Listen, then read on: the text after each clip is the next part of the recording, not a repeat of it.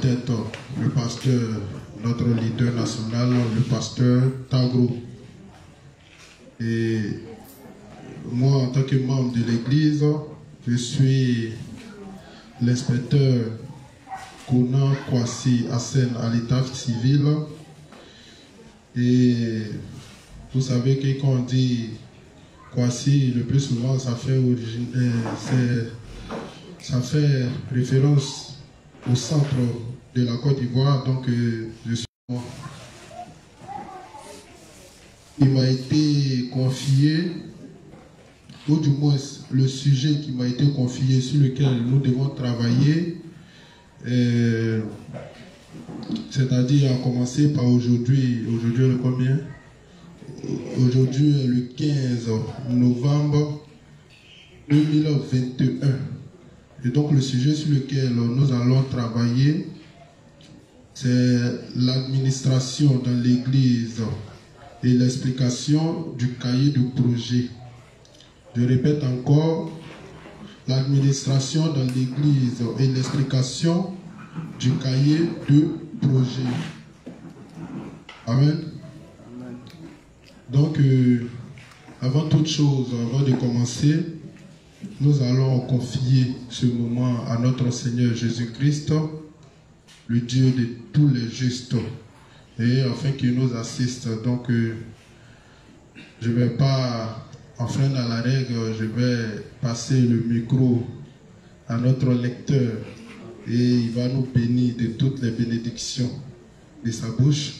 Voilà, il va entamer la prière et par la suite, nous allons continuer. Donc, si ce, on se met en position de prière. Bonsoir les saints. D'accord, comme l'inspecteur l'a dit, nous allons commencer par la confession de foi. Donc chacun va faire sa confession. Prions. Père Céleste,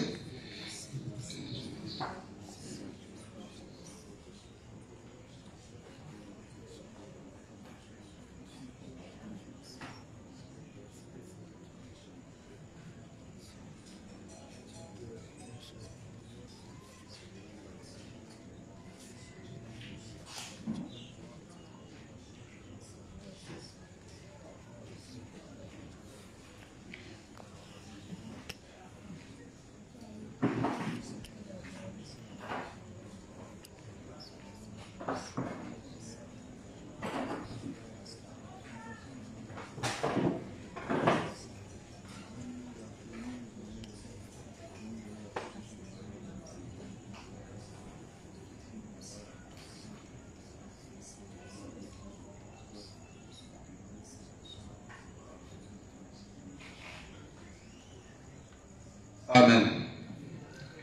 Nous allons dire merci à Dieu de ce qu'il a fait sur chacun de nous, de ce qu'il nous a conduit ici ce soir, afin d'apprendre encore sur l'ordre dans l'Église au travers de ce thème, qui nous aide à comprendre parce que c'est la source même de toute bénédiction, qui nous aide à nous discipliner et à retenir l'essentiel pour notre vie de foi. Prions.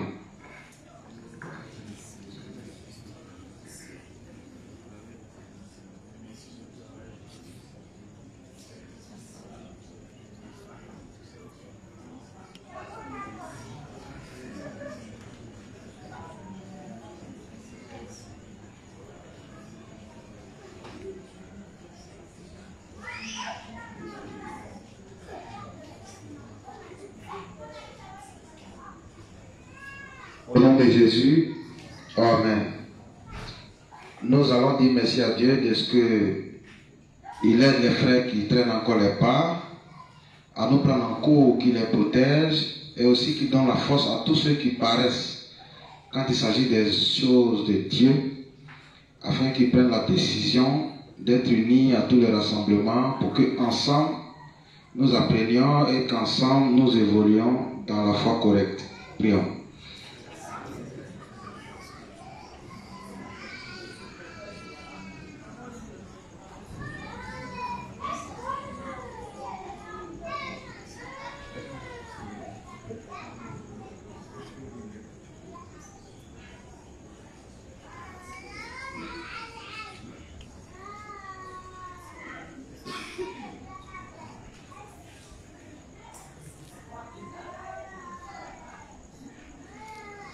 de Jésus, nous allons prier. Amen.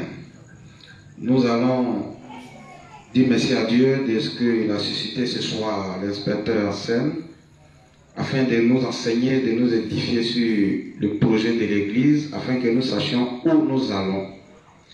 Que Dieu l'aide, que Dieu l'assiste, qu'il le conduise dans ses voies, qu'il mette les mots et les expressions justes, qu'il éloigne de lui le stress et qu'il l'utilise puissamment, ainsi que tous les autres inspecteurs, pasteurs et serviteurs, pour qu'il nous guide et nous oriente dans les voies du Seigneur. Prions.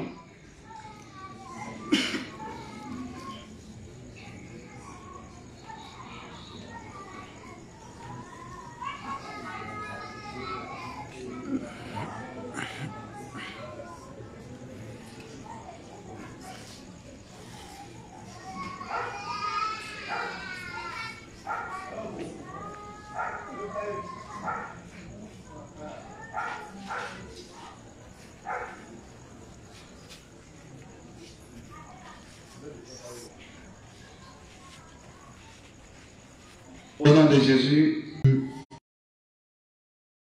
L'objectif, comme la Bible dit, travailler ensemble, main dans la main, et afin d'éradiquer, comment on appelle ça, les fausses doctrines hors de la Côte d'Ivoire.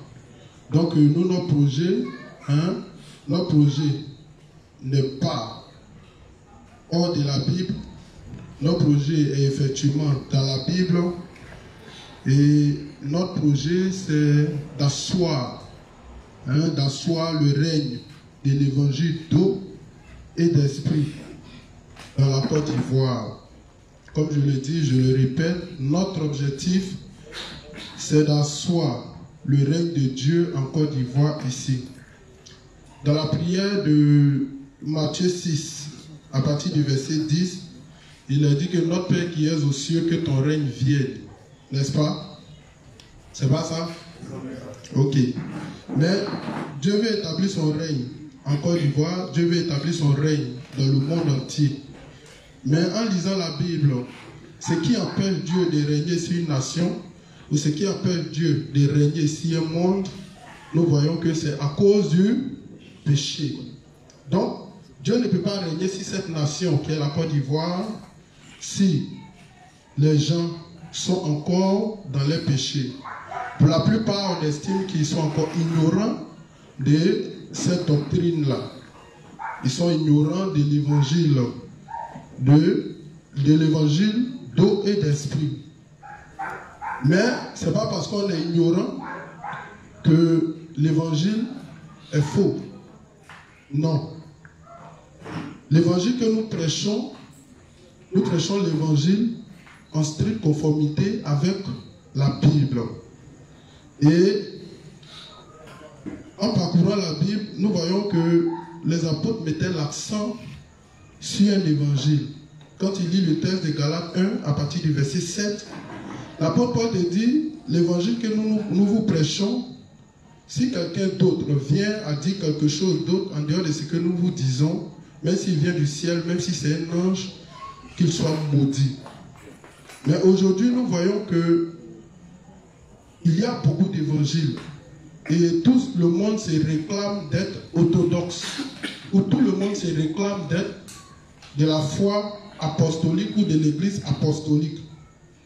Mais réellement, est-ce que la plupart de ces églises-là sont réellement de la foi apostolique?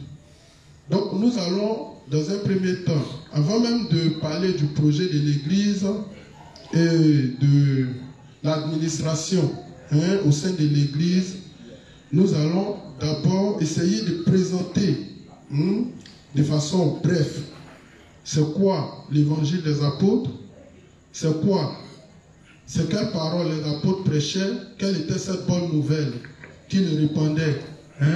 Comme la Bible a dit dans le texte de Actes, que la bonne nouvelle devrait commencer par Jérusalem. Acte 1, la bonne nouvelle devrait commencer par Jérusalem et s'étendre à toutes les extrémités de la terre. Donc cette bonne nouvelle devait être prêchée d'abord à la nation juive. Et ensuite, le règne de Dieu n'allait pas s'arrêter à cette nation-là.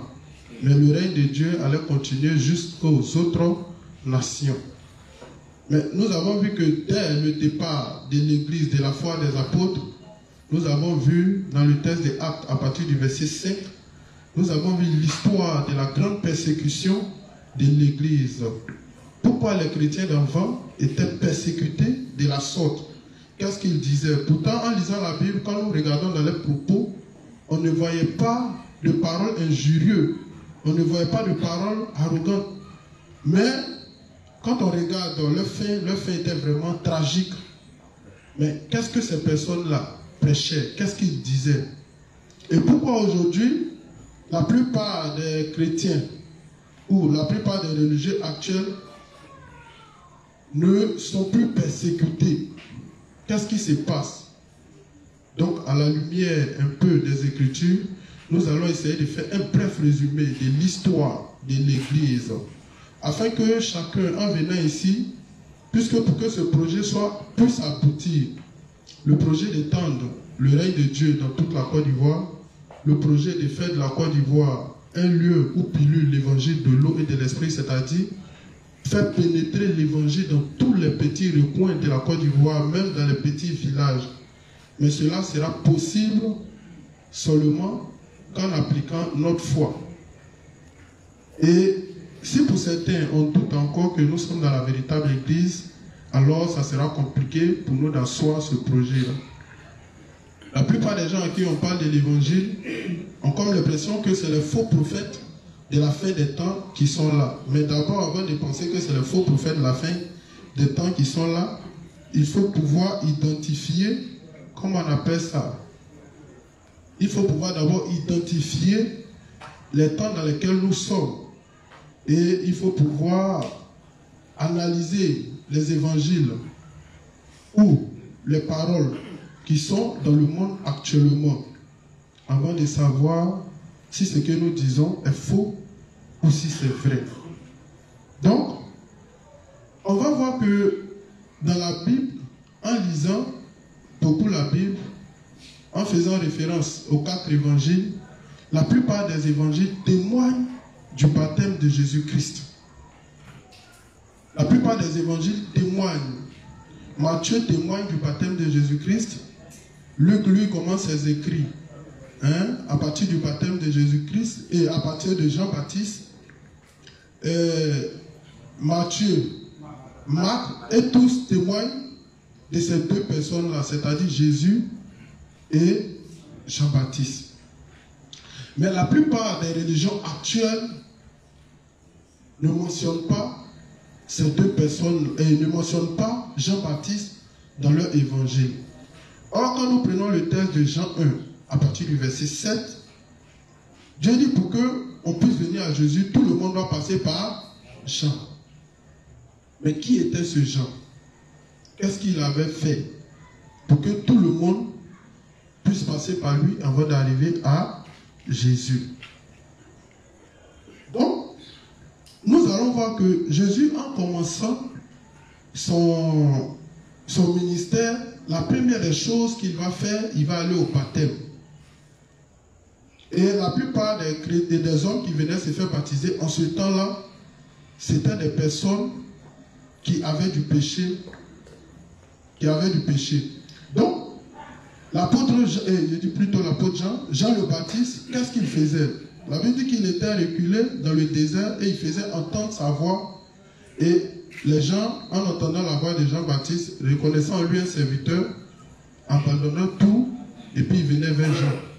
Et Jean leur disait, mais qui vous a appris à fuir le péché? Qui vous a appris à fuir la colère à venir? Et par la suite, il les baptisait. Et quand il les baptisait, il dit, moi je vous baptise d'eau. Mais celui qui vient, il vous baptisera du Saint-Esprit. Donc Jean les préparait à recevoir Jésus. Jusqu'à ce que dans le texte de Matthieu 3, à partir du verset 17, 13, si je ne me trompe pas, à 17, nous allons voir que Jésus, lui aussi, il vient se faire baptiser. Mais quand Jésus vient se faire baptiser, il y a une chose qu'on remarque. Il y a une conversation qui est engagée entre Jean et Jean, ainsi ce qui est juste devant Dieu. Mais pourquoi Jean et Jésus, si Jésus? Donc la plupart des apôtres vont parler du baptême de Jésus comme le secret même. Mais aujourd'hui, la plupart des religieux ne mentionnent plus ce baptême-là. La plupart des religieux, lui et Jean, qui devraient accomplir la justice de Dieu, cette justice tant recherchée par les hommes, comme il le dit dans Matthieu, recherchez premièrement le royaume des cieux et ma justice. Cette justice-là est accomplie dans le baptême que Jean est en train d'administrer à Jésus. Donc, en regardant cela, les apôtres vont fonder même le salut sur le baptême que Jésus avait reçu. Et en regardant dans la loi et les prophètes, nous allons voir aussi que ce qui était expliqué là-bas était une ombre de ce que Jésus allait faire.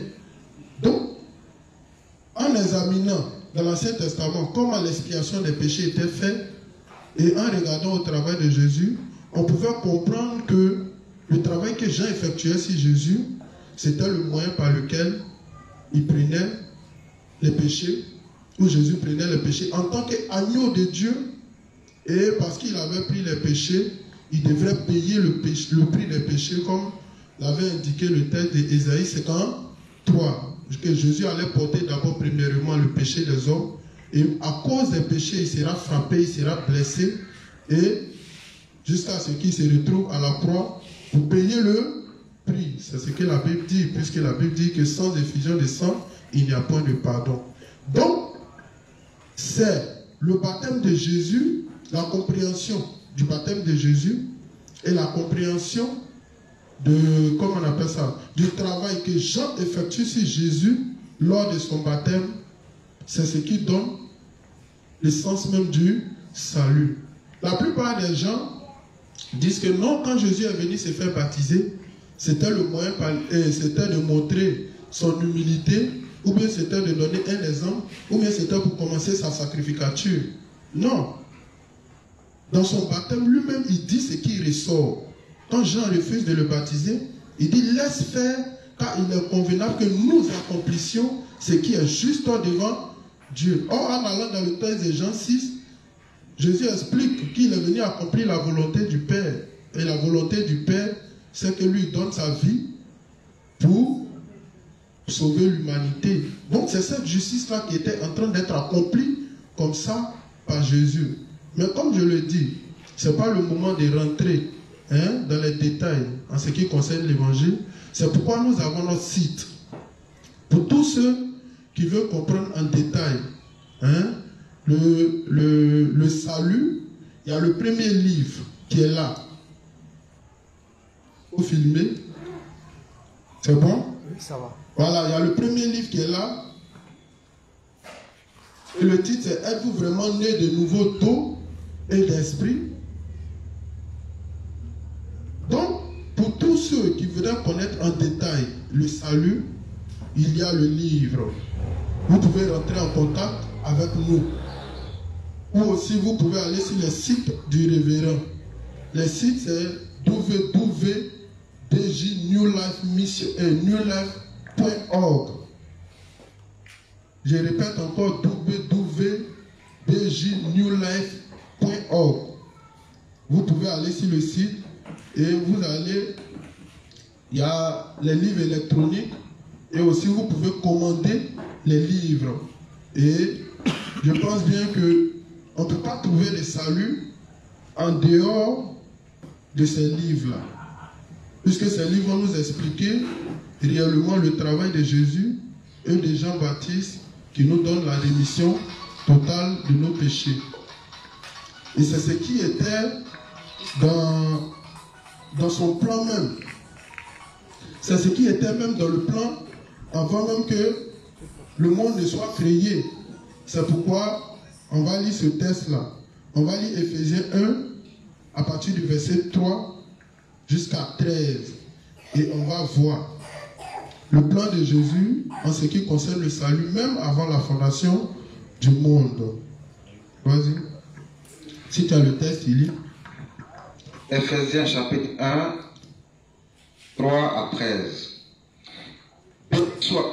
Béni soit Dieu, le Père de notre Seigneur Jésus-Christ, qui nous a bénis de toutes sortes de bénédictions spirituelles dans les lieux célestes en Christ.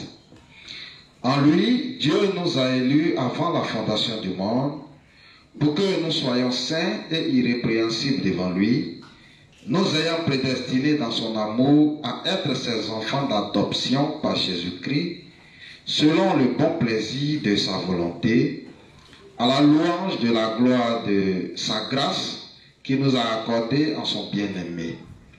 En lui, nous avons la rédemption par son sang, la rémission des péchés selon la richesse de sa grâce, que Dieu a répandue abondamment sur nous par toute espèce de sagesse et d'intelligence, en faisant connaître le mystère de sa volonté, selon le bienveillant dessein qu'il avait formé en lui-même, pour le mettre à exécution lorsque le temps serait accompli, de réunir toutes choses en Christ, celles qui sont dans les cieux et celles qui sont sur la terre.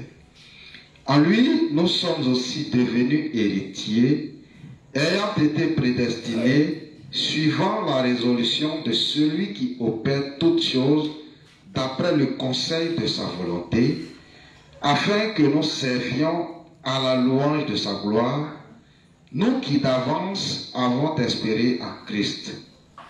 En lui, vous aussi, après avoir entendu la parole de la vérité, l'évangile de votre salut, en lui vous avez cru et vous avez été scellés du Saint-Esprit qui avait été promis. Amen. Amen.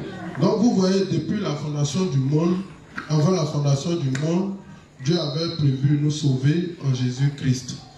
Et l'objectif de Dieu, c'était de créer des hommes et de leur faire connaître son plan de salut et faire de ses enfants pour vivre avec eux éternellement en leur accordant la rémission des péchés par Jésus-Christ.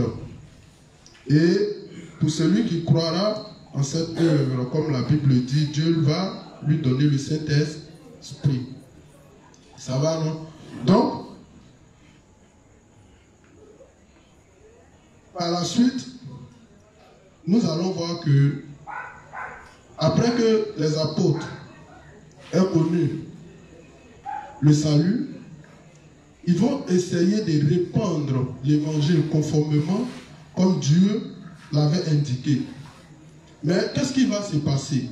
Il va y avoir l'histoire de la persécution de l'Église au 1er siècle. En fait, je dis ça pourquoi? Parce que la plupart des gens pensent que l'évangile que nous prêchons ou l'évangile que nous enseignons est quelque chose qui vient d'arriver. Mais ce qu'on veut enlever dans la tête des gens, c'est que l'évangile était là auparavant. L'évangile était là auparavant. Et c'est cet évangile-là que les apôtres prêchaient. Et c'est cet évangile-là qui a fait que les apôtres ont été persécutés durant tout ce temps jusqu'à arriver en l'an 313.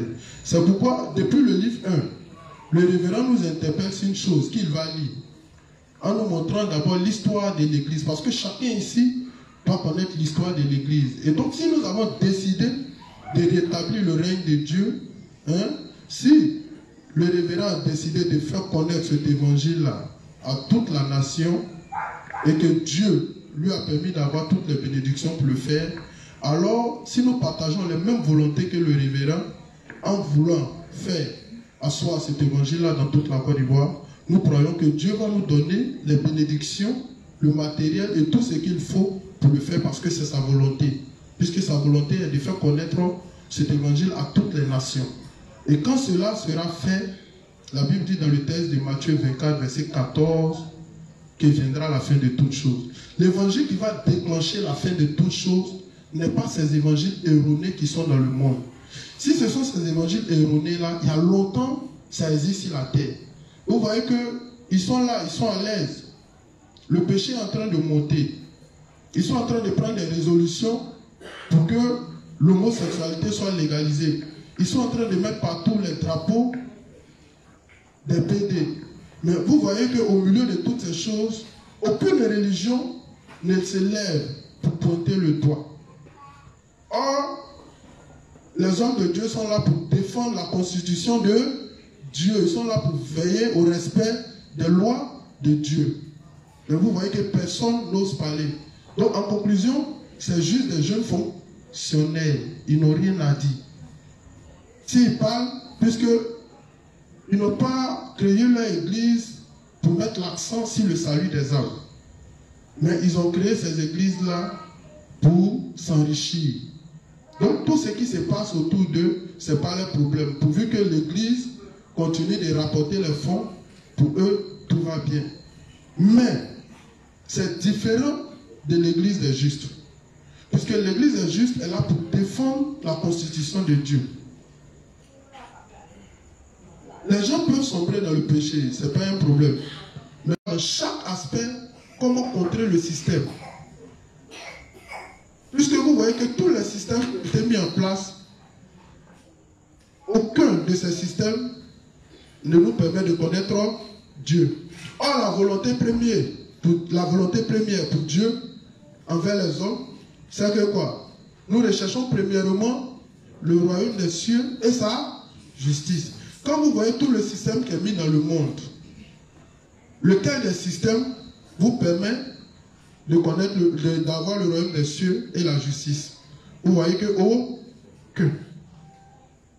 Donc, dans ma dernière intervention, en ce qui concerne la persécution de l'Église au 1er siècle, vous avez vu que le document que j'ai eu à lire ici, vous avez vu que quand le gars qui connaissent l'histoire, puisque la plupart des histoires qui sont sur le net, ce n'est pas des justes qui l'ont écrit. Mais il y a des pécheurs qui savent bien comment l'histoire s'est déroulée. Il y a des pécheurs qui connaissent bien l'histoire de l'Église. Il y a des pécheurs qui connaissent l'histoire de l'Église au 1er siècle.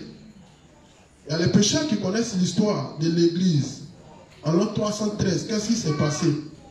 Ils connaissent bien l'histoire de l'Église en ce qui concerne les réformateurs des années 1500, à commencer par Luther. Ils savent que toutes ces religions qui sont venues après l'an 300 ne contiennent pas la vérité. C'est pourquoi aucune de ces religions n'est persécutée.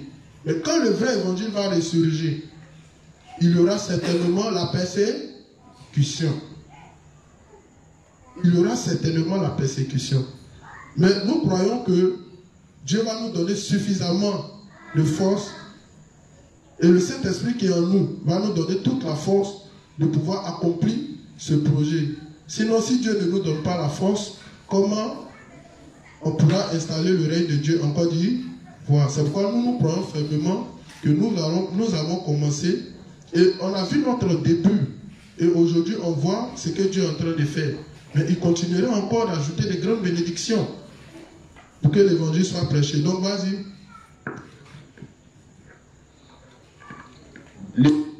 Livre 1, page 10, à partir du paragraphe 5. Le fond historique de l'expulsion du véritable évangile de l'Église.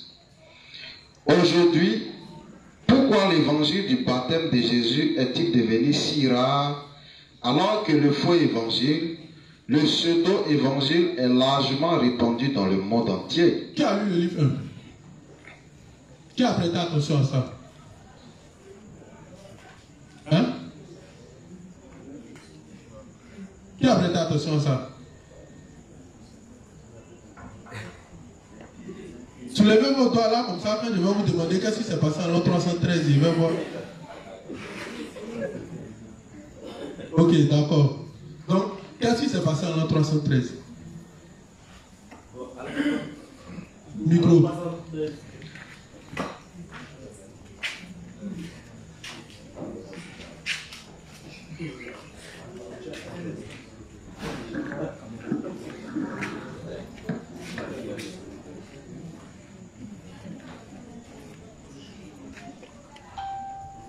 Vas-y. Ok. Bon, je disais que à l'an 313, voilà, il y a eu l'édit de Milan, voilà, qui était que Constantin avait changé, il y a eu la persécution, il y a eu il y a eu un changement. Parce qu'à l'an 313, il y avait un Constantin qui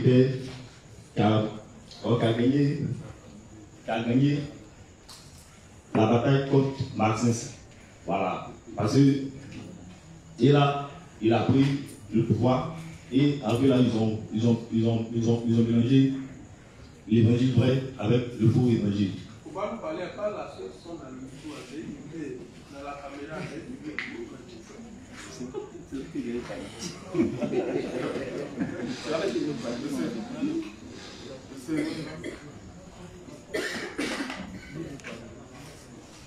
Amen. Bonsoir à tous les saints. Ce que j'ai remarqué sur la partie là, avant 316, avant 313, quand l'empereur Constantin a pris le dessus et lorsque les apôtres étaient persécutés, pour ne plus qu'il y ait cette persécution, il a fait de cette religion-là une religion d'État. Donc tous ceux qui avaient leur adoration et par là qu'il y a eu tout ce mélange-là. Voilà.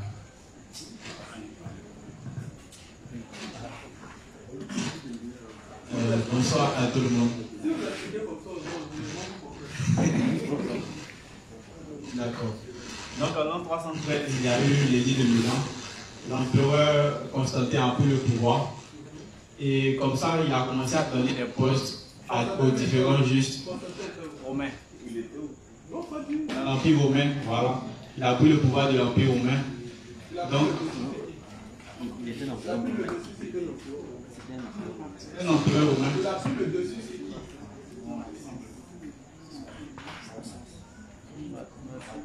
Maxence.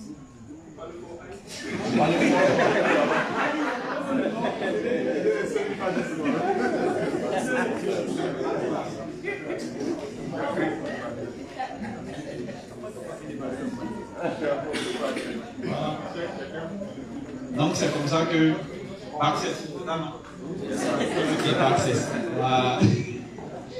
donc c'est comme ça qu'il a pris le pouvoir et le peuple était un peu divisé, chacun avait ses adorations en fait. Donc il va décider comme ça d'instaurer une nouvelle catégorie qu'on va appeler le catholicisme romain. Comment ça va se passer? Il va essayer de prendre un peu les différentes adorations de tous ces différents peuples-là et regrouper ça en fait pour créer le catholicisme romain. De telle sorte à ce que tous les différents peuples en fait se retrouvent dans cette nouvelle religion qu'il est en train de créer. Comme ça, tout le monde revient en fait en union auprès de lui. Ils vont profiter aussi pour donner des postes aux différents justes qui étaient encore vivants à cette époque pour faire éteindre l'évangile en fait. Est-ce que je peux dire?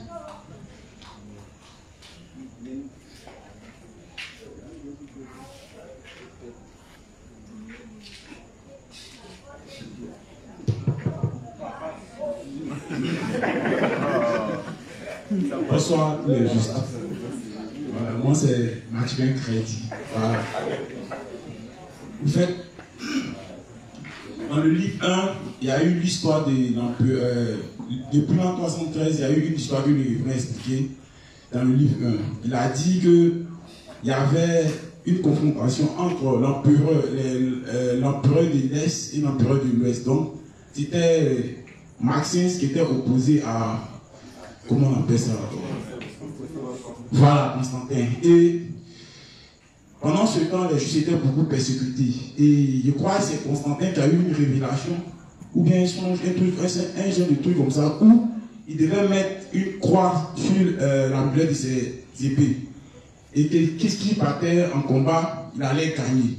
Pendant ce temps, l'armée de Maxence était plus nombreux que ceux de Constantin. Et c'est comme ça qu'il a mis la croix sur ses épées de ses soldats qu'il a allé, il a remporté effectivement la guerre. Et c'est comme ça, il est venu et il a vraiment vu la puissance du Dieu des justes. Puisque ces justes étaient persécutés. Puis il était étonné, mais c'est des gens, on les tue, mais chaque fois, ils se réunissent un peu et puis ils continuent toujours à parler des Dieu là. Donc c'est comme ça, il va vraiment appeler les justes pour pouvoir vraiment faire de la justice de Dieu une religion d'État. Une église où tout le monde pourra vraiment instaurer son adoration. Au lieu d'appeler les justes pour leur demander comment leur Dieu fonctionne, il n'a pas fait cela. Et il a commencé à donner des postes aux justes. Il a dit que bon, les justes pourraient vraiment même marier des femmes romaines. Les justes pourraient marier des femmes romaines, ils pourraient avoir des hauts postes, et c'est comme ça, il va tuer la foi de ces justes-là. Et il va lui-même choisir des personnes, il va attribuer des postes dans l'église. Or, dans l'église de Dieu, c'est pas comme ça, c'est rien du tout qui fonctionne. On ne s'élève pas pour établir des serviteurs comme ça, mais il faudrait que tu passes des tests en conformité avec la parole. Voilà, donc c'est un peu ça que j'ai. Ok, pardon, envoyez mon micro.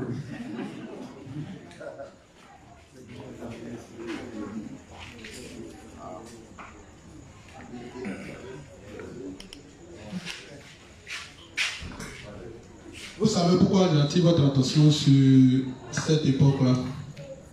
Est-ce que vous savez pourquoi j'attire votre attention sur cette époque-là? Parce que si vous ne connaissez pas, ce que j'avais voulu que vous fassiez ressortir, c'était, comment on appelle ça, le règne du catholicisme romain. Quand l'évangile a perdu sa lumière et on a plongé dans l'ère du catholicisme romain, cette période de l'an 313 a appelé la période obscurantiste. Pourquoi? Parce que c'est là que l'évangile des apôtres, c'est là que l'église des apôtres, qu'on appelait les églises orthodoxes, a disparu. Et nous avons plongé dans le, comment on appelle ça, dans le catholicisme romain. C'est quoi le catholicisme romain? C'est quoi le catholicisme romain? Oui, non, viens devant, viens devant.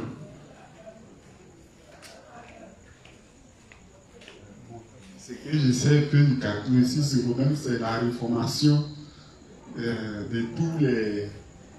C'est-à-dire un mélange, quoi. Là, ceux qui avaient leur adoration, ceux qui avaient les idoles, et tous, ils pouvaient maintenant adorer ensemble. Voilà, donc c'est la réformation. Donc on appelle le catholicisme, ou on dit catholicisme, la réforme. C'est toutes les réformes qui ont été apportées dans le credo des apôtres, ou dans la foi des apôtres, ou dans l'évangile des apôtres. Ce qui fait que l'évangile a perdu sa lumière, c'est ça qui va déboucher sur le catholicisme romain. Vous savez pourquoi les catholiques ils sont les plus nombreux? Et le plus souvent, ils sont confiants dans leur position. Pourquoi? Parce que les catholiques ou le catholicisme, ils estiment que la plupart de toutes les religions qui existent actuellement découlent d'eux. Ils estiment que la plupart des religions sont sorties d'eux. Et puis, chose bizarre, en sortant, ils ne sont pas sortis pour croiser la vérité, mais ils sont sortis avec les pratiques du catholicisme. Mais ils sont sortis en protestant simplement contre certains aspects du catholicisme. Or, le catholicisme en elle-même est faux déjà. Mais, en sortant de là, le problème, au lieu de revendiquer que cette religion est fausse, non. Mais au contraire, ils sont sortis avec des aspects dans le catholicisme romain avec lesquels ils n'étaient pas d'accord. Et c'est avec ça qu'ils sont partis et puis ils ont bâti de nouvelles religions. Donc après le catholicisme romain, qui a débuté précisément en l'an 313, elle va dominer le monde pratiquement jusqu'à 1000 ans. Jusqu'à ce qu'on tombe dans l'ère des réformateurs précisément avec Luther en 1517. Quand on explique ces genres de choses, c'est pour vous conforter dans votre position. Est-ce que vous comprenez? Quand on vous explique ces choses, c'est pour vous conforter dans cette position. Parce que si vous êtes en train de mener une bataille et que vous avez encore des doutes, si l'évangile que vous avez, parce que tout le projet qu'on va mettre en place, c'est pour asseoir le règne de la vérité. Mais pour pouvoir asseoir le règne de la vérité, il faut qu'on soit confiant qu'en dehors de ce que nous avons, il n'y a pas d'autre vérité. Donc c'est pourquoi je remonte à l'histoire de l'Église pour expliquer quelque chose. Vous voyez que depuis le livre 1, le révérend attire l'attention si, comment on appelle ça, il fait l'historique même du christianisme. Comment le christianisme a perdu sa valeur pour virer dans le monde de la religion.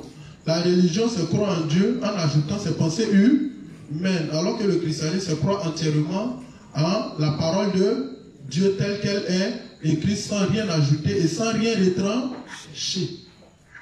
Parce que si chacun de vous ici n'est pas conforté dans sa position, vous allez penser qu'il y a d'autres vérités ailleurs. Mais si vous croyez réellement que nous sommes dans la vérité, c'est parce que je ne peux pas prendre la Bible pour faire l'historique complet, pour vous montrer comment ça s'est passé depuis Actes, quand ils ont commencé à prêcher l'évangile, comment ça s'est passé, comment ils ont commencé à les persécuter, comment ils ont voulu éteindre le règne de la foi. Et par la violence, comment ils n'y sont pas arrivés jusqu'à ce qu'ils passent par la voie des compromis. C'est la voie des compromis qui a éteint l'évangile. Parce que par la violence, ils n'y sont pas arrivés. C'est ce que j'ai essayé de vous expliquer lorsque je faisais mon enseignement sur la persécution de l'Église au 1er siècle. Donc, ce que nous enseignons n'est pas quelque chose de nouveau. Ce que nous enseignons n'est pas quelque chose qui, au cours des années, ou bien n'est pas le fruit de la religion. Non. La religion, c'est déjà quelque chose qui est faux. C'est pourquoi nous, ici, on ne s'inscrit pas dans la religion. Nous sommes du christianisme authentique. Et ça, c'est ce que le révérend dit. C'est pourquoi l'église des apôtres était appelée les églises orthodoxes. Quand on dit orthodoxe, ça veut dire quoi? Orthodoxie, c'est des dogmes. Quand on dit un dogme, ça veut dire une vérité absolue. Mais ils savent pourquoi ils ont ajouté sur le catholique actuel, le catholicisme. Parce qu'ils savent que la foi qui est dedans est discutable. Mais la plupart de tous ceux qui veulent déstabiliser cette religion-là ne connaissent même pas l'histoire de l'église. Et vous-même, vous sortez d'eux. Comment tu vas pouvoir déstabiliser cette église? C'est pourquoi seuls les justes peuvent démontrer les failles et les erreurs du catholicisme et les enlever dans leur position confortable pour être mal à l'aise. Parce qu'aux autres, il faut croire qu'ils sont la religion mère. Mais nous, on sait que toute religion qui a un début, ou toute doctrine qui a une date de création, c'est déjà faux. C'est pourquoi quand tu prends l'histoire des apôtres, ça remonte depuis Genèse. Donc c'est pour dire, il n'y a pas de date de création. Or, quand il s'agit du catholicisme romain, on peut le situer. Quand il s'agit des églises protestantes, on peut les situer précisément en l'an 510 et en 1517, avec le premier réformateur qui est Luther, l'allemand. Et après lui, Calvin. Et puis ainsi de suite. Vous voyez. Donc, quand on nous explique ces choses, sinon le cahier du projet, on va l'expliquer. On va bien l'expliquer. On va rentrer dans les détails. Mais avant que on rentre dans les détails du cahier du projet, il faut que vous compreniez pourquoi notre objectif est d'asseoir l'évangile même dans la Côte d'Ivoire. Les gens diront, mais est-ce qu'il n'y a pas d'église dans la Côte d'Ivoire? Est-ce qu'il n'y a pas d'évangile dans la Côte d'Ivoire? La Bible dit que c'est quand le véritable évangile va toucher toutes les contraintes de la terre, c'est là que viendra la fin des temps. Matthieu 24, verset 14. Sinon, si c'est le faux évangile qui règne, où les blancs ils apportent toujours le catholicisme romain. Même dans tous les villages qui allé là, il y a église là-bas. Donc si c'est ça là, tout le monde a entendu. Et puis, même s'ils n'ont pas entendu directement, parce que quelqu'un s'est déplacé pour aller dans le village, mais quand on dit entendre par les médias, par toutes ces choses, on fait la publicité. Donc, plus ou moins les gens ont déjà entendu cela. Mais et l'évangile? Quand vous prêchez aux gens, comment ils sont? Ils sont étonnés. Souvent, ils se disent, mais est-ce que ce que vous dites là, ça existe dans la Bible? Pourquoi? Parce qu'Israël a travaillé pour cacher ça aux yeux du monde. Sinon, Dieu avait voulu que l'évangile commence. Le texte que je voulais donner, premièrement, quand je disais acte, c'était Luc 24 à partir du verset 46 à 47. Donc, l'évangile devrait commencer par Jérusalem et s'étendre à toutes les extrémités de la terre. Mais qu'est-ce qui s'est passé? Israël, pour annexer le monde, a préféré donner le faux Dieu. Ils savent qu'avec ce faux Dieu, ils peuvent contrôler tout le monde entier. Une fois que vous avez le véritable Dieu, ce sera difficile de vous contrôler. C'est pourquoi ils ont donné des dieux, tu vas beau prier, tu vas beau faire truc, ils ne réagissent pas, c'est des dieux morts. Or, nous ici, nous ne sommes pas à la recherche d'un Dieu. Parce que le plus souvent, on échange avec les gens, mais il y a Dieu partout. Non. Effectivement, quand il lit la Bible dit qu'il y a beaucoup de dieux, mais il dit, je suis le véritable Dieu. Donc, nous ne sommes pas à la recherche d'un Dieu. Nous sommes à la recherche du véritable Dieu. Puisque certaines personnes nous font croire que mais les Africains avaient leur Dieu et tout et tout. Oui, les Africains ils avaient leur Dieu. Mais nous sommes à la recherche de celui qui a créé vos dieux. Puisque le Dieu des Africains, c'est qui? Ils sont limités, c'est des boîtes taillées. On les rend vilains pour qu'ils n'ont qu'à faire peur. Or, à la vérité, ils sont nuls. Quand la maison brûle, on doit les protéger, mais ils brûlent avec la maison. Donc c'est inutile, c'est insensé. Et puis s'ils étaient aussi puissants, ces dieux africains, où ils étaient quand les Blancs venaient nous imposer la colonisation. Pourquoi ils ne nous ont pas protégés? Ils étaient où? Quand on est puissant, on élargit son territoire. C'est parce qu'ils sont puissants qu'ils ont élargi leur territoire. Mais si nos dieux sont puissants, pourquoi ils ne nous permettent pas d'élargir nos territoires? Donc ils n'ont qu'à arrêter de nous blaguer dans les petits villages. C'est pourquoi on va aller leur dire dans les petits villages que les dieux que vous avez là, ils ne servent à rien. Déjà, ils n'ont qu'à commencer à nous expliquer comment ils vous font crier même d'abord. Donc, on n'est pas à la recherche d'un Dieu. On est à la recherche du véritable Dieu. C'est pourquoi tout ce que nous faisons ici vise à vous montrer que vous êtes dans la véritable foi. Ça va? Vas-y, faut lire. Livre 1, toujours page 10. Après la résurrection de Jésus et son ascension au ciel, les apôtres prêchèrent l'évangile de l'eau et du sang. Si nous lisons attentivement le Nouveau Testament, nous notons que les auteurs de la Bible ainsi que les apôtres et les serviteurs de l'Église chrétienne primitive, y compris les apôtres Paul, Pierre et Jean, ont prêché clairement l'évangile de l'eau et du sang. Cependant, le diable a conspiré depuis le début pour altérer l'évangile et enlever la force de la vie à l'Église. Depuis l'époque de l'édit de Milan, en l'an 313 après Jésus-Christ, l'Église chrétienne est tombée dans le piège du diable. La force politique de l'Empire romain, en reconnaissant le christianisme comme religion d'État, a pu avoir la stabilité politique. Et en spécifiant que quiconque vient à l'Église sera baptisé, l'Empire romain pouvait unir les divers peuples de ses nombreuses colonies.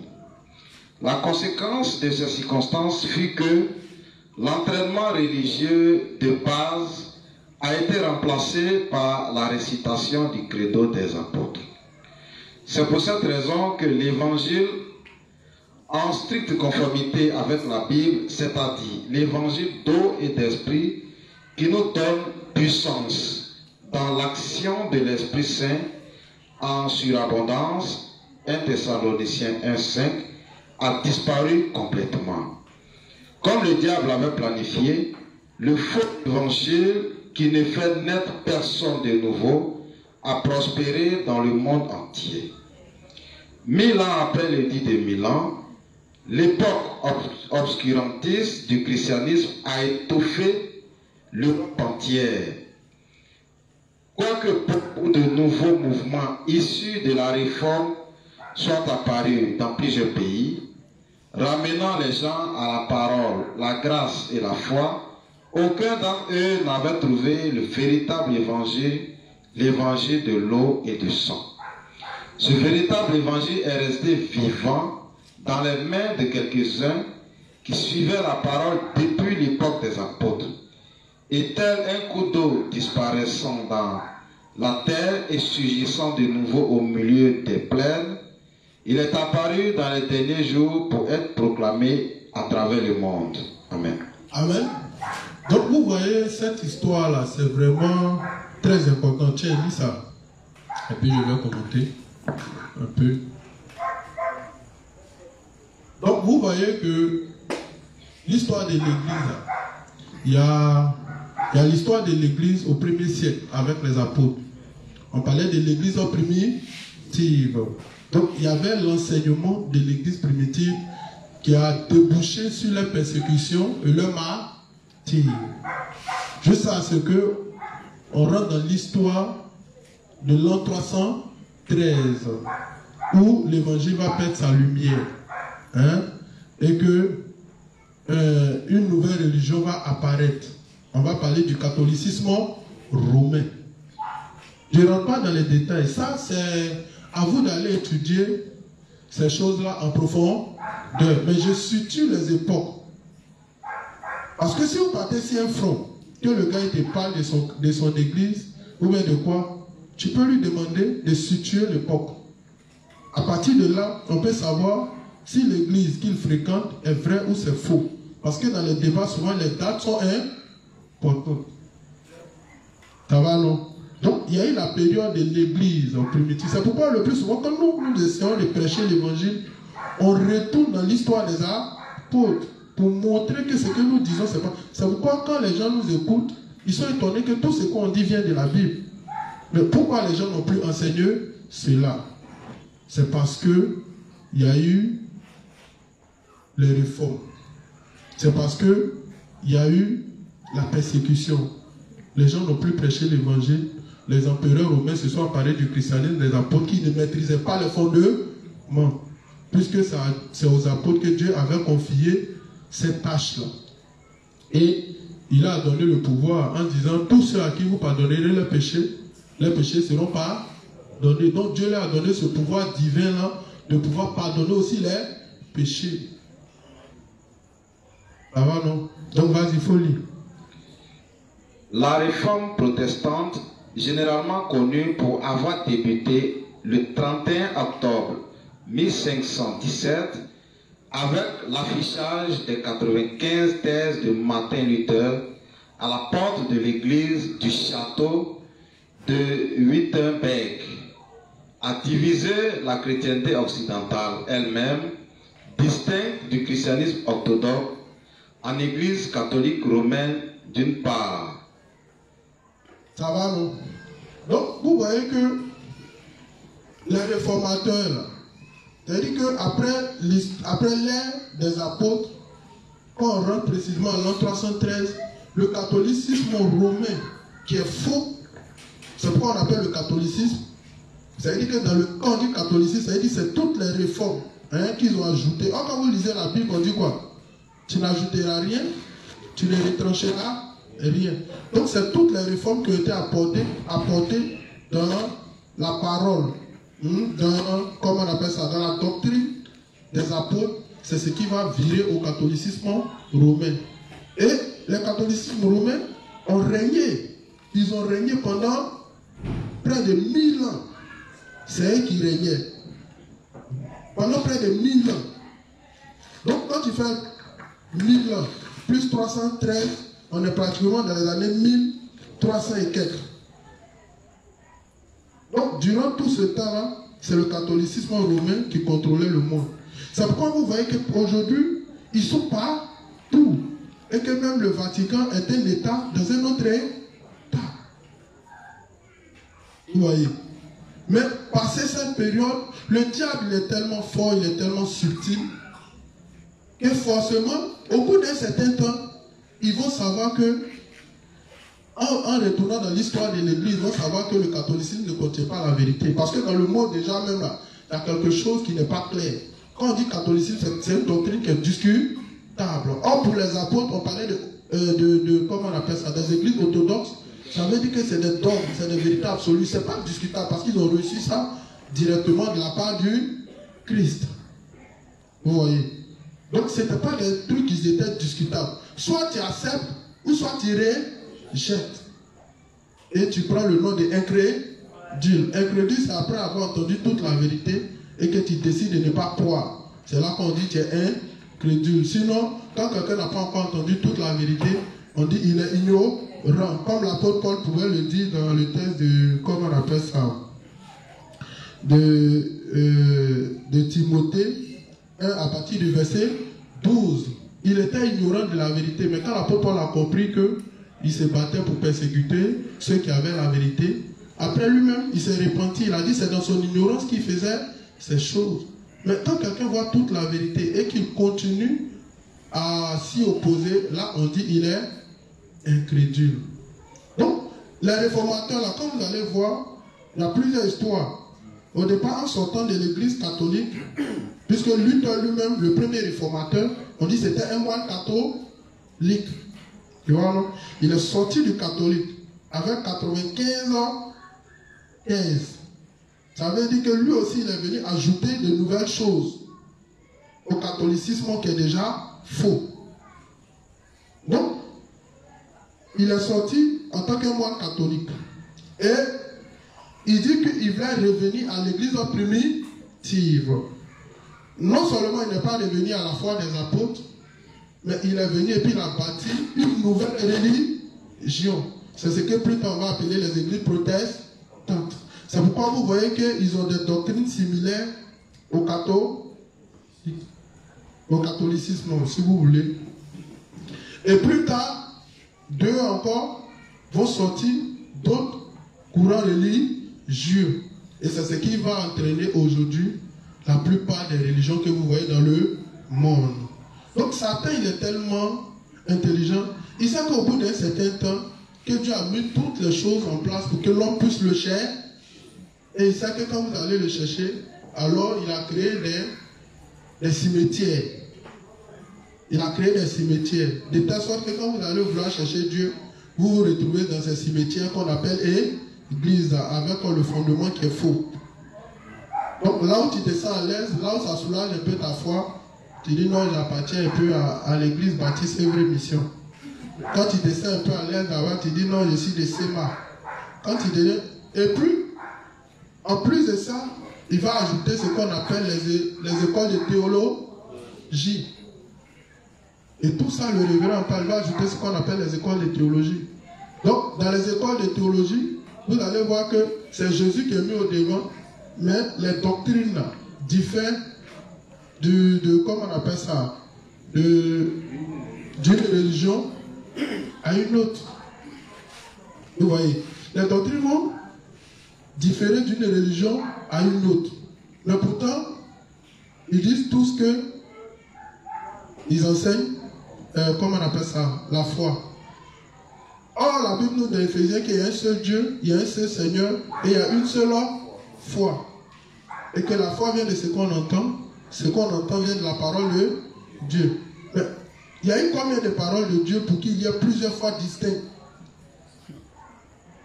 Il y a eu combien de paroles de Dieu? Jusqu'à preuve du contraire, c'est la même parole, c'est les mêmes écrits.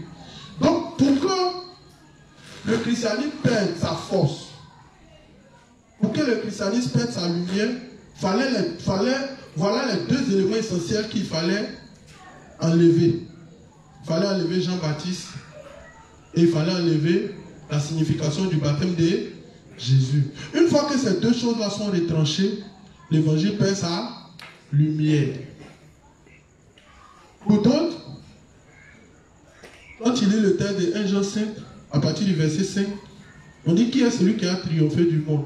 Sinon, celui qui croit que Jésus-Christ est le Fils de Dieu. Donc, la première fois qu'il triomphe du monde, c'était de faire quoi? C'était de reconnaître que Jésus est le Fils de Dieu. Mais ça, les Juifs ont très vite compris. Le Fils de Dieu, c'est Dieu. La preuve en est que dans la loi des espèces, le fils d'un homme, c'est un homme. Le fils d'un âne, c'est quoi? Dites, nous on ne connaît pas. Dites, on va apprendre en même temps. C'est quoi? Un âne, non? Ok. Et puis au fur et à mesure. Donc quand Jésus vient et dit il est le Fils de Dieu, les Juifs comprennent directement, mais toi tu fous des gens. Toi dis-moi, tu chimes un chaud comme nous, tu es le Fils de Dieu. C'est un blasphème. Mais pourtant, si nous qui sommes présents ici, si nous ne croyons pas que Jésus est Dieu, mais on est foutus. C'est pourquoi l'inspecteur chef a pris la peine de détailler pour montrer la divinité de Jésus. En rentrant dans les mots, dans ses œuvres, dans son nom, toutes ces choses. En rentrant même dans les textes rabbiniques, en rentrant même dans, comment on appelle ça, dans les livres des Juifs et autres. Il a montré que Jésus est Dieu. Parce que rien ne peut se faire ici si nous ne croyons pas que Jésus est Dieu. Rien ne pourra se faire. Parce que celui qui va accorder le succès à tout ce que nous serons en train de faire, c'est Dieu. C'est Jésus-Christ. Et même à la fin des temps, c'est lui qui va créer le paradis, qu'on va appeler la Nouvelle Jérusalem pour nous donner c'est qui? C'est Jésus. Donc si Jésus n'est pas Dieu, s'il est un simple mortel comme nous, alors l'humanité est fou, Dieu. S'il est un simple mortel comme nous, il ne peut pas nous accorder une rédemption éternelle. Une rédemption éternelle, c'est quoi? Vous voyez ce mot-là, c'est petit comme ça. Regardez simplement. C'est pourquoi je dis souvent dans la définition des mots, on peut comprendre le sens de beaucoup de choses. Vous voyez? Regardez par exemple, on va vous définir rédemption, selon le dictionnaire biblique. Et puis on va vous définir le baptême. Vous allez voir que dans la définition de ces deux mots, vous allez comprendre même l'essence même du salut. Mais quand vous prenez vos dictionnaires qui sont à la maison, quand vous n'avez pas de bible d'études et que vous définissez les mots selon le contexte du dictionnaire, forcément tu vas faire un sujet. C'est pourquoi il y a les dictionnaires. Comme j'ai eu l'habitude de dire, chaque discipline a son langage. Il y a le langage philo, il y a le langage mathématique, il y a le langage de physique, comment on appelle ça, de physique, il y a le langage de la médecine. C'est comme ça aussi, il y a le langage biblique. C'est pourquoi le révérend, pour commencer à écrire le livre, qu'est-ce qu'il fait? Explication complément. Il vous fait quoi? Il vous familiarise aux différents mots qui vont vous permettre de comprendre quoi? Le salut, tout ce qui sera en train d'expliquer. En un mot, il vous donne l'alphabet de l'évangile.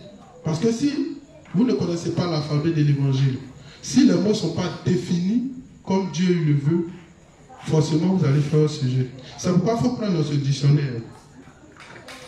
C'est un dictionnaire biblique. Il faut définir le mot baptême ici. Vous allez voir que quand vous allez définir le mot baptême ici, le sens que ça va prendre, ça va vous permettre de comprendre quand on dit Jésus s'est fait baptiser dans la Bible, qu'est-ce que ça signifie? Vas-y. Baptême. Le mot baptiso, selon l'usage juif, apparaît pour la première fois dans les lois mosaïques de purification. Exode 30, 17 à 21, Lévitique 11, 25. Il signifie ablution ou nettoyage. Les Juifs baptisaient des prosélytes.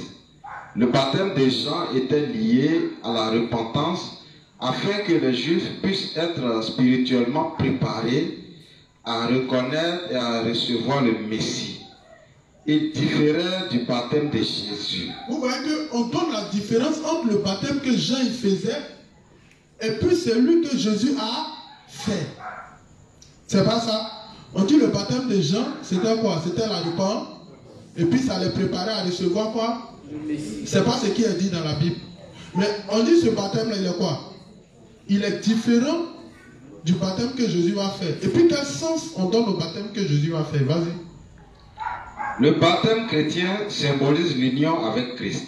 Galates 3, 26 à 26. Qu'est-ce qui nous appelle d'être unis à Christ? Mais si nous sommes désormais unis à Christ, qu'est-ce qui s'est passé? Donc par le baptême déjà, on voit que le péché a été haut. C'est pourquoi Jean le lendemain, voyant Jésus qui n'était pas encore allé à la croix, pouvait attester immédiatement que voici la nôtre de Dieu qui ôte le péché du... Il conjugue à quel temps? Est-ce qu'il a dit il va ôter? Il conjugue à quel temps? Donc pour lui, l'action qu'il avait posée sur Jésus, c'est pas quand Jésus lui a dit, le diable veut casser mon portable.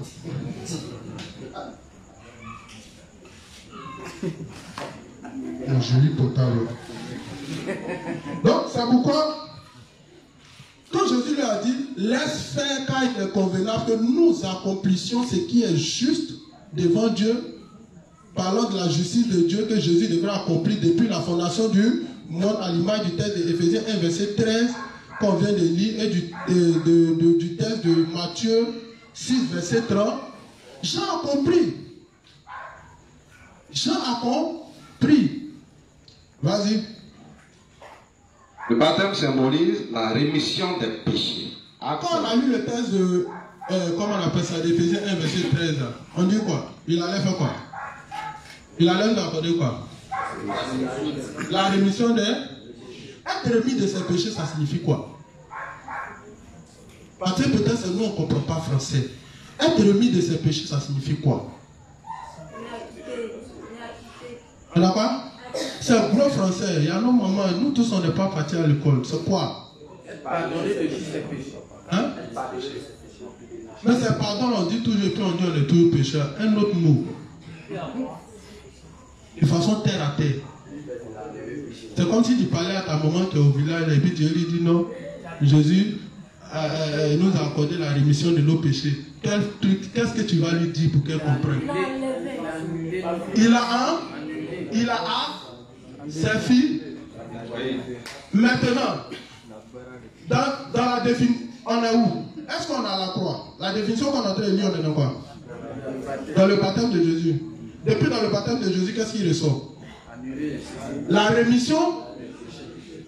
Mais quand les apôtres mettent l'accent sur le baptême de Jésus, qu'est-ce que vous ne comprenez pas? On est dans le baptême de Jésus. Et puis ils disent que le baptême que Jésus a fait, c'était pour nous donner la rémission des péchés. C'est-à-dire qu'on n'est même pas encore parti sur le domaine de la croix.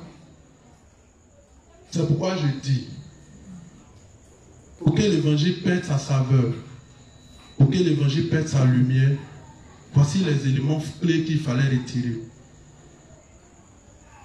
Il fallait rendre inutile le baptême que Jésus a fait. Il fallait annuler Jean-Baptiste.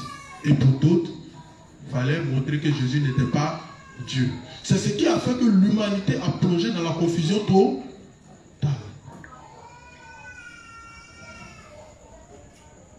Ça, je suis en train de vous préparer au cahier des projets qu'on va lire. Parce que si vous ne comprenez pas ces choses, vous n'allez pas comprendre la nécessité du travail qu'on sera en train de faire. Et puis vous n'allez pas comprendre pourquoi le diable va nous en vouloir jusqu'à ce point. Parce que depuis quand il cache cette vérité, depuis l'an 313, aujourd'hui on a encore le monde a... Donc, quand on vient restaurer l'image de la vérité, on nous dit non, c'est vous, comment on appelle ça? Les prédicateurs de la fin des temps, les faux prophètes. Avant de nous situer parmi les faux prophètes, il faut d'abord démontrer. C'est pourquoi beaucoup d'hommes peuvent parler de nous de loin, mais pas de près. Vous tous qui êtes ici, là, on donne notre patrie. Depuis 2004 que je prêche l'évangile, vous tous qui êtes ici, là, le révérend dit, c'est que vous faites vos comportements de temps en temps, c'est vrai, l'église va corriger le Saint-Esprit. Mais tant que tu attestes de ta bouche que Jésus a pris tes péchés par son baptême et il allait mourir à la croix, tu es sauvé. Parce que souvent, il y a des justes qui ne savent même pas à quel moment ils sont sauvés. C'est de ça que parle le texte de Romains 10. C'est en croyant du cœur. Comparé quoi? À la justice. Et c'est en confessant. Donc si tu crois dans ton cœur et que tu confesses, on dit l'amour de Dieu couvre quoi? Une multitude. Mais pourquoi je ne cesse pas de citer l'histoire du brigand? À quel moment il a changé sa vie? Mais pour avoir confessé de sa bouche le Seigneur, pour lui avoir donné toute la place qu'il mérite dans son cœur, Dieu dit à partir d'aujourd'hui, tu es sauvé. C'est la même chose. Donc vous voyez que dans la définition, je dis, je vais prendre deux mots. Dans la définition biblique, ça c'est un dictionnaire. Quand il voit la date qui est dedans, il voit 1991. Ça veut dire peut-être c'est là qu'il a reçu. Mais le dictionnaire même, ils ont fait à quel moment, je ne sais pas. Ça va, non? Donc, c'est fini? Le baptême symbolise la rémission des péchés, acte 2:38, l'identification avec Christ dans sa mort au péché et la résurrection à une vie nouvelle, Romains 6, 3 à 5. Et le fait de devenir membre du corps du Christ, 1 Corinthiens 12, 13, les bénédictions liées au baptême sont reçues par la foi, Romains 6, 8 à 11. Ça va, non? Donc vous avez compris le baptême de Jésus-Christ. Donc la définition que donne le baptême, un dictionnaire biblique n'est pas la définition que donne un dictionnaire ordinaire. C'est pourquoi en prenant tout, même les dictionnaires, même dans les mots, même dans tout, on peut savoir que Jésus est Dieu et qu'il nous a accordé une rédemption éternelle. Il faut chercher le mot rédemption. Rédemption éternelle. Il faut chercher rédemption plutôt. Vous allez voir. Simplement dans les mots, ça confirme l'évangile que nous avons.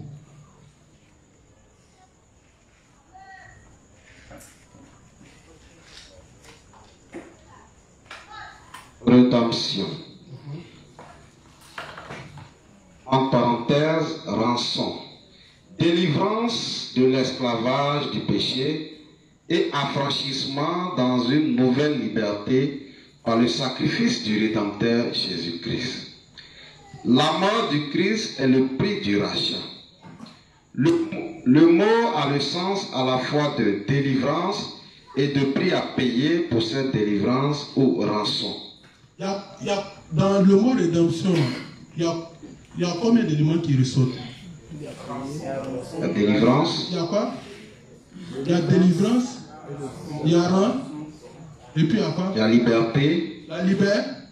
Il y a affranchissement. Il y a affranchissement. Et puis il y a rachat. Et puis il y a rachat. Mais on a été racheté de quoi? Et puis de combien de? Pour combien de temps? Hein? C'est bon, c'est fini? Où est ça?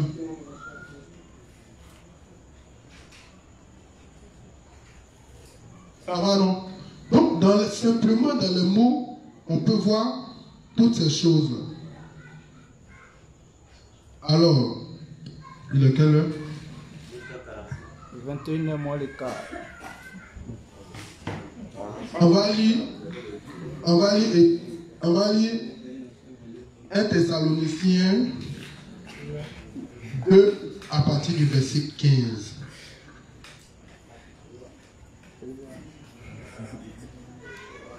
Un Thessaloniciens 2 à partir du verset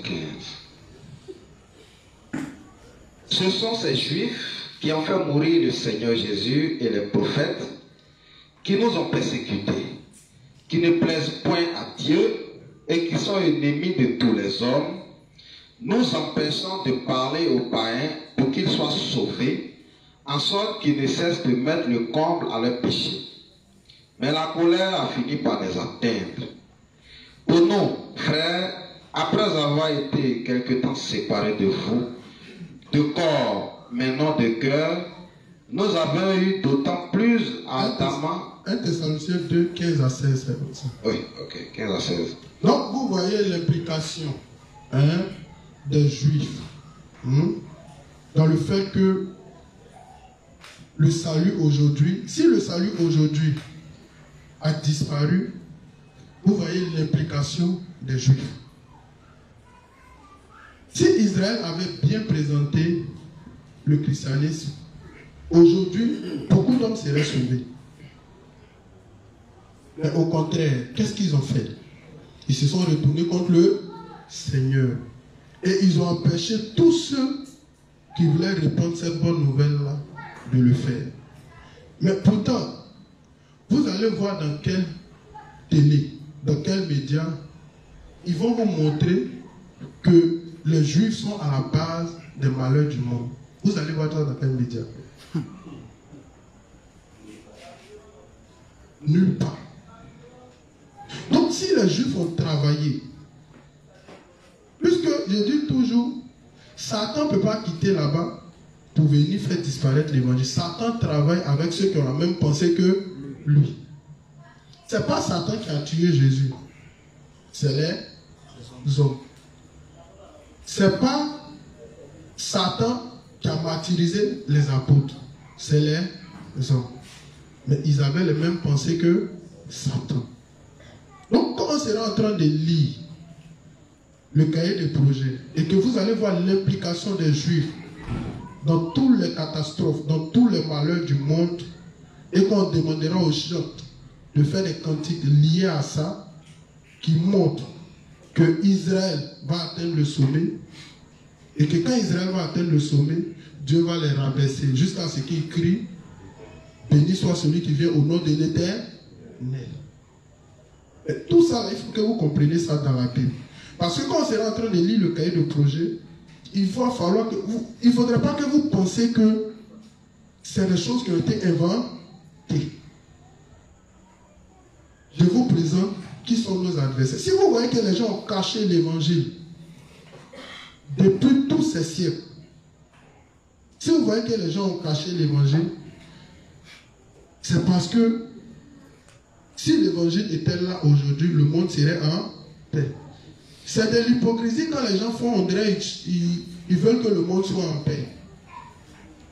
Parce que le monde est en paix quand c'est le règne de Dieu qui est établi sur la terre. C'est pourquoi on va voir un monde qui est en paix pendant le royaume millénaire.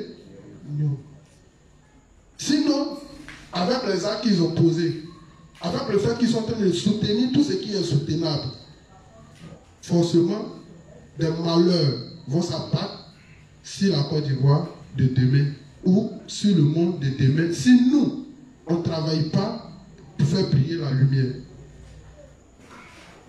Aujourd'hui, personne n'ose en parler. C'est pas ça. Quand vous voyez les religieux, personne n'ose ouvrir sa bouche sur les médias pour en parler. Tout le monde est resté muet hier. Mais quand les problèmes vont s'abattre, c'est eux qui vont dire non, on ne sait même pas pourquoi de telles choses nous arrivent. C'est Dieu qui a créé son monde. Même si Satan pense pouvoir détenir le monde, Dieu y rit. Il dit dans le texte des gens que le monde a été soumis à Satan. Donc, dans le cahier des projets, on va montrer que le monde, effectivement, est contrôlé par Satan dans tous les domaines de la vie. Et comment nous, les justes, qui dans un premier temps avons pu restaurer l'image de cette vérité-là, qui a été cachée depuis des siècles, et qui doit parcourir toutes les nations, et même entrer dans les coins les plus reculés, on va aussi restaurer l'image de chaque chose. C'est pourquoi vous voyez à l'église ici, on vous enseigne sur plusieurs aspects.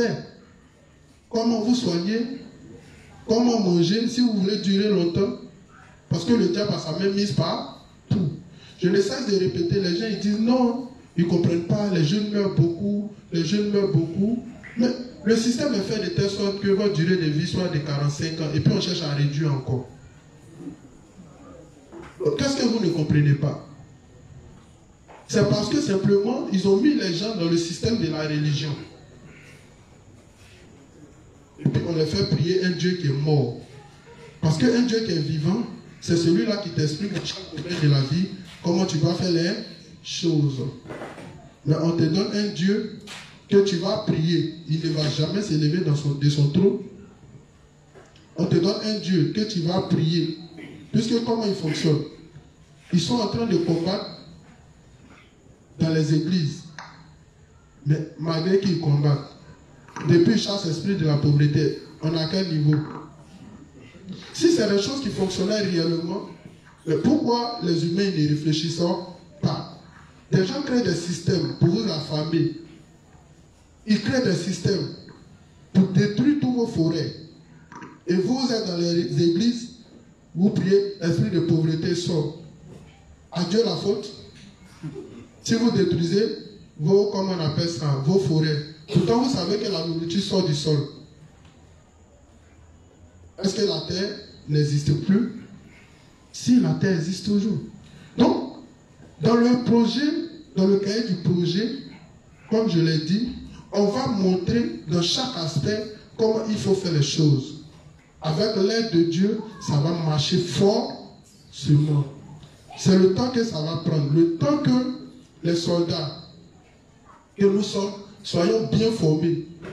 Pour ne pas que les mêmes choses qui se sont reproduites au temps de Genèse 6 puissent se reproduire encore. Puisque la Bible dit que dans le texte de Matthieu, dans le texte de Luc 17 et autres, que les temps dans lesquels nous sommes sont similaires au temps de Noé.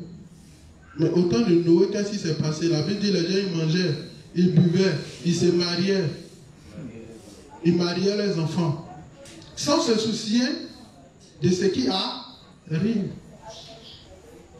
Et puis on dit, tellement que les gens étaient attirés par la beauté du monde, même les serviteurs ont commencé à décrocher.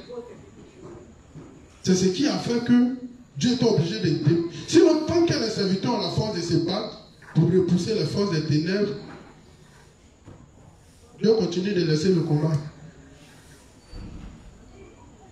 Mais quand on dit un combat, les armes que Dieu nous a données, c'est quoi? La foi, la parole, la prière. C'est pas ça? C'est avec ça qu'on va atteindre nos objets. Sinon, ils tournent les films. Ils tournent les films et puis ils nous montrent que non, le nouveau, comment on appelle ça, Moïse.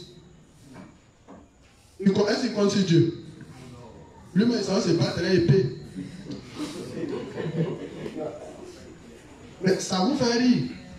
Vous savez que les gens ne lisent pas la Bible.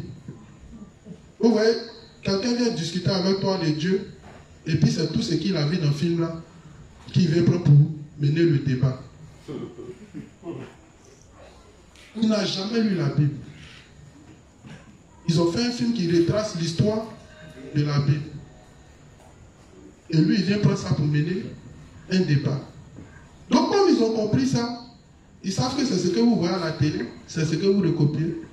On sait que le nouveau Moïse ne compte plus sur Dieu. Lui-même, il va au Korah. La preuve en est que même quand la mer se fend, lui-même, Moïse, mais il est mélangé dans la mer. Mais seulement, le malheur atteint le juste, Dieu n'en dit. Mais est-ce que c'est comment les choses se sont passées?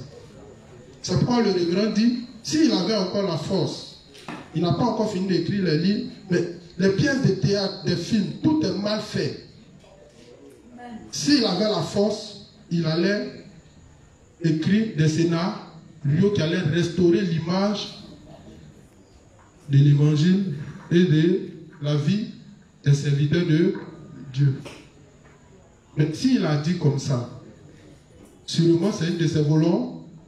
Et pourquoi les gens sont étonnés que non, ici là vous parlez de films, ici là vous parlez de temps. Par quoi ils ont changé votre comportement? Par quoi ils ont modifié votre style d'habillement?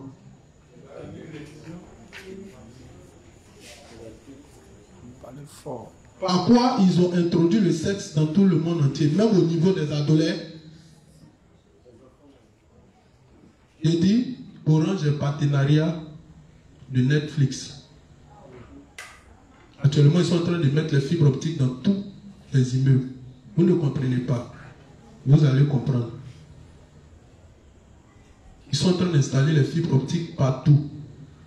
Quand tu vas finir, tu vas aller t'abonner. Parce que Internet que vous utilisez là ne peut pas vous permettre de regarder les films à la maison.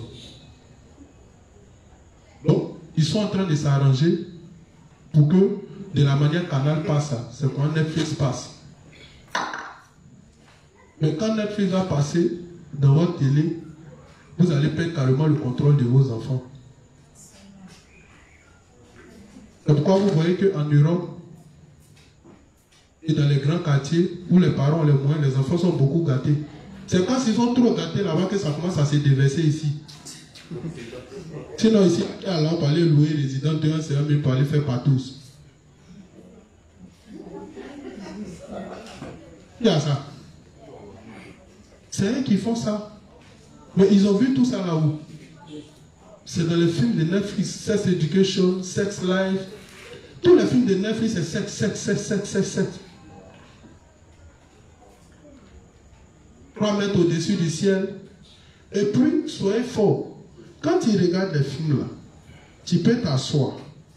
Quand tu finis de regarder un film, si ce n'est pas parce que l'évangile a martelé ton esprit jusqu'à un certain point, quand tu sors de là, tu deviens comme un zombie.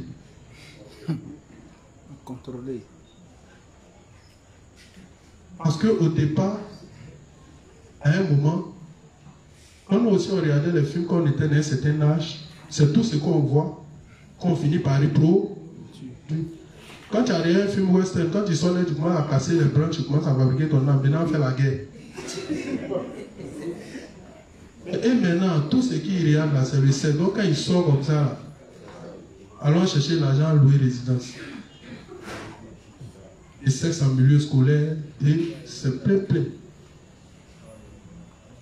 Il y a des films, quand ça sort, et puis la plupart des films, c'est 2017, 2020, 2021 et autres. Mais qu'est-ce que Dieu a dit? Les enfants deviendront de plus en plus impolis envers leurs parents. Mais quand un enfant est devant la télé et qu'il voit le nouveau comportement des mamans dans les films, c'est ce que nos jeunes sœurs sont en train d'adopter. Genre, l'enfant est là, il invite sa maman. Ah, maman, c'est comment ici au bar? Mais la fille invite sa maman. Maman, c'est comment ici au bar? La fille aussi, elle oublie tout son âge. Elle se met dedans. Et puis maman et puis enfant sont au bar. Et puis maintenant, si tu es au bar, tu ne cherches pas. Et vous allez voir que le comportement que nos parents avaient adopté, beaucoup de choses vont changer. Donc si on dit dans le projet que les juifs doivent avoir les chaînes, ils doivent tourner des films, où est le problème? Si tu vois que toi, ça ne te concerne pas, fais pour toi ailleurs. Si ça a marché, Dieu merci. Mais le plus souvent, quand vous faites, ça ne marche pas.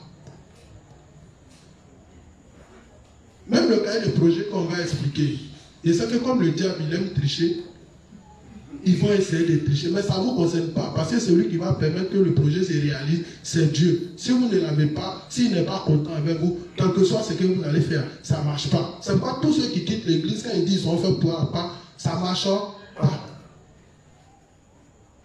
Parce que même ça, là, pour comprendre, on a oublié de consulter celui qui a écrit. Il y a des parties, mais on ne comprend pas. Et même dans l'exécution, il y a des parties qu'on aura toujours recours à lui. Donc, j'attire votre attention sur toutes ces choses pour que, quand on sera en train d'expliquer le cahier de projet, vous compreniez les bien fondés de chaque chose. Ça va, non? À partir de demain, on va ouvrir le cahier de projet. On va lire le cahier de projet. Pour que vous sachiez dans l'église qui fait quoi. Comment l'église est organisée. Quels sont nos objectifs. Et comment les tâches sont réparties. Donc quand on va finir d'expliquer là, chacun n'a qu'à commencer le domaine dans lequel on l'a mis là. Il n'a qu'à commencer à travailler, il faut commencer à faire. Et le plus souvent quand on dit inspecteur. Dans le cas de projet là, nous ne se résume pas aux inspecteurs. Donc on va montrer la place de tout un chacun. Quand il y a un problème, tu t'orientes vers cette personne. Quand il y a temps, tu vas vers telle personne. Parce que c'est son rôle. Ça va, non? C'est le rôle de tout un chacun. Donc, il est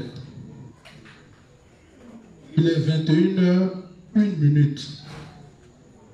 Il est 21h01. On va mettre fin à notre enseignement. Ça, c'était pour vous mettre un peu. Ne vous levez pas d'abord. C'était pour vous mettre un peu dans le bain du sujet. Afin que vous compreniez l'importance de ce qui sera fait ici.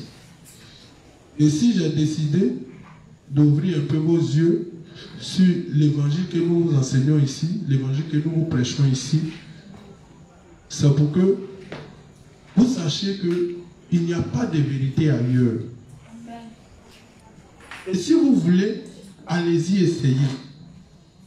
Vous n'allez pas avoir de vérité ailleurs. C'est parce que nous sommes confiants que nous sommes dans la vérité, que nous savons que le projet que nous on a là, rien ne va nous empêcher d'atteindre nos objets. On n'est pas obligé de sauver tout le monde. Non, ce n'est pas ce que Dieu nous a dit. Mais on est obligé de faire entendre cette parole-là à tout le monde. Donc nous, le révérend a travaillé dans cette voie-là. Afin de faire connaître l'évangile à toutes les nations. Maintenant, dans chaque nation, il y aura un leader que Dieu va susciter. C'est autour de lui que nous devons nous unir pour travailler. Et l'objectif de l'Église, c'est d'implanter l'évangile partout. Alors pour cela, comment ça peut se faire? Il faut une administration bien structurée pour pouvoir mener chaque chose. Ça va? Donc, demain, on va continuer. Quand on va arriver dans chaque aspect, si on arrive un peu dans le diaconat, on va expliquer. Si on arrive un peu dans ceux qui sont chargés de faire les films, on va leur expliquer pourquoi ils doivent faire des films. Et puis au fur et à mesure, on va lire et puis on va commenter. Au sortir de là, je pense que chacun sait ce que l'Église envisage de faire, où on est quitté, où on s'en va. Et puis, je pense qu'avec la prière, tout le monde va prier par rapport à ça. Et tout le monde va commencer à étudier et à travailler par rapport à ça. Parce que pour que ça puisse réussir, il faut la participation de tout un chacun. Donc si je vais confier la prière de fin à mon frère assis à ma droite, le frère Bonaventure qui va nous bénir pour la fin. Et puis il va prier pour que Dieu accompagne chacun chez lui. Amen. Amen. Nous allons nous incliner pour dire merci à Dieu de ce qu'il a veillé sur nous et nous a conduits dans cette étude. Maintenant que nous avons fini, qu'il accompagne chacun et qu'il nous donne la force de ruminer encore tous les enseignements que nous recevons. Qu'il nous donne la force d'être encore unis demain et à tous les autres rassemblements de l'Église. Prions. Père éternel, nous te disons merci de ce que tu as pris soin de nous, de ce que tu nous as guidés par la bouche de ton serviteur.